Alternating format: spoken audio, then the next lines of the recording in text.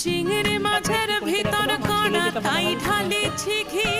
আর নিজের হাতে ভাগ ছেড়েছি ভাবলে হবে কি চিংড়ি মাছের ভিতর কড়া তাই ঢালিছি ঘি আর নিজের হাতে ভাগ ছেড়েছি ভাবলে হবে কি চালুর চুলা লম্বা কোচা খুলি খুলি যায় দেখি সামের বিবেচনা কার ঘরে সামায় চালুর চুলা লম্বা কোচা খুলি খুলি যায়